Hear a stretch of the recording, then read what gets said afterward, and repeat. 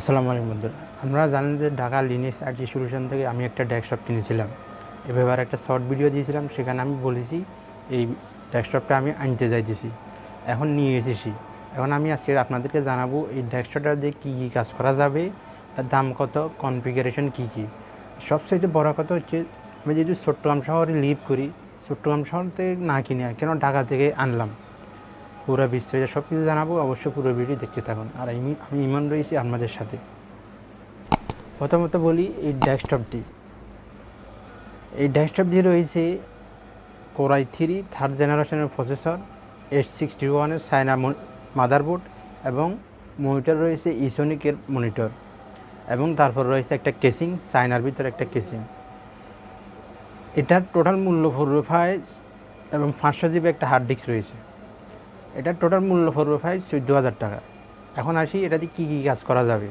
এটা দিয়ে আপনি ফটোশপ, অ্যাডোবি ফটোশপ, আমার পিছনে দেখতে পাচ্ছেন যে ফটোশপ ওপেন করা আছে, এবং কামতাসিয়া ভিডিও এডিটিং সফটওয়্যার, এই অফিসিয়াল সমস্ত কাজ যেমন এক্সেল, এমএস ওয়ার্ড, এগুলো চলবে। এগুলো আরও সস্তা, কম কনফিগারেশনের মনিটরেও চলে।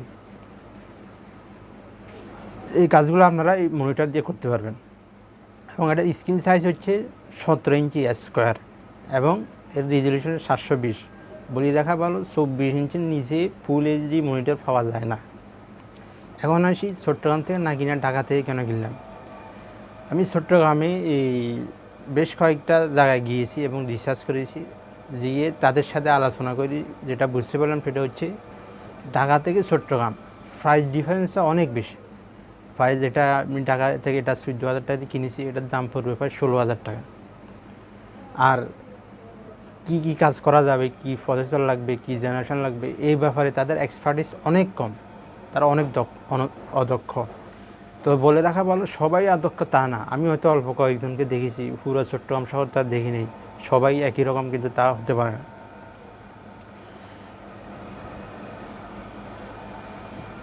এই ডেস্কটপটা আমাকে পাঠানো হয়েছে সুন্দরবন কুরিয়ার সার্ভিসের মাধ্যমে।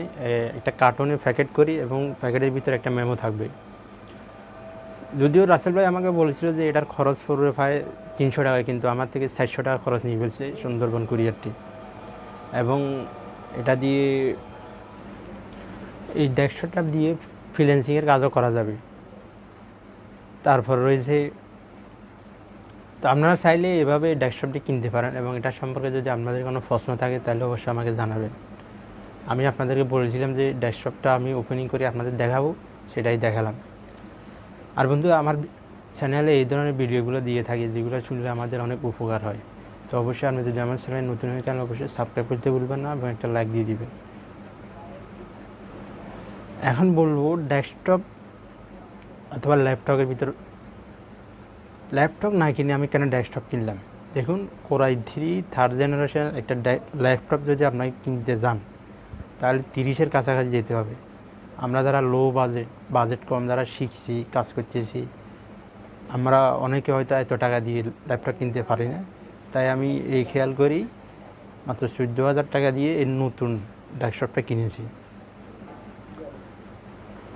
যদিও এটার দাম 14,000 টাকা, কিন্তু এটার ভিতর এক্সট্রা কিছু প্রোডাক্টসের প্রয়োজন হবে। যেমন ধরুন ব্লুটুথ কার্ড, এবং কি ইন্টারনেট মডেম এবং স্পিকার, এগুলো সব মিলে আপনার প্রায় আরও 2,000 টাকা এক্সট্রা খরচ পড়ে যাবে। বলে রাখা ভালো, এখানে A4 টাকের কিবোর্ড দেওয়া হয়েছে, এটা যেটা টাইপিংয়ের জন্য সেরা। তো আপনারা চাইলে কিনতে পারেন অনলাইনে। আর অনলাইনে যদি বিশ্বাস করতে অসুবিধা হয়, তাহলে আপনি ফিজিক্যালি কিনে ফেলবেন। তো আমি আপনাদের জানালাম যে আমার যে ব্যবহৃত ডেস্কটপটি রয়েছে এটার দাম, এবং এটা দিয়ে যে আপনারা যে আমার ইউটিউবের ভিডিওগুলো দেখেন, এগুলো এডিটিং করা হয়। তো বন্ধুরা, এই ছিল ভিডিওটি। আপনাদের যদি কোনো প্রশ্ন থাকে তাহলে অবশ্যই আমাকে জানাতে পারেন কমেন্ট বক্সে, আমি উত্তর দেওয়ার চেষ্টা করব। খোদা হাফেজ।